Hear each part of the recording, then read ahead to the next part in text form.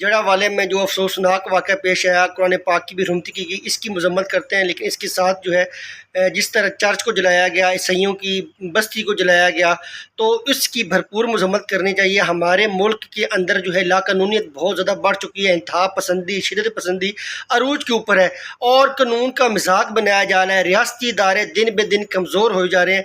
इस वाक़े के ऊपर सख्त एक्शन लेने चाहिए। अगर किसी ने कुरान पाक की बेहुरमती की थी तो उसको कानून के मुताबिक सज़ा मिलनी चाहिए थी, इदारों को एक्शन में आना चाहिए था। लेकिन इसका मतलब ये नहीं है कि आप जाके किसी की इबादत गाह को जला दें, उनके फैमिलीज़ को टारगेट करें, ईसाइयों के जो घर हैं उनको जलाएं।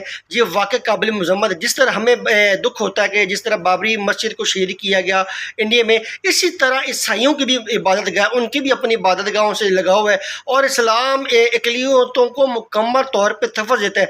जो लोगों ने ये वाक़ा किया, ये इस्लाम की बदनामी का बहस बन रहे हैं।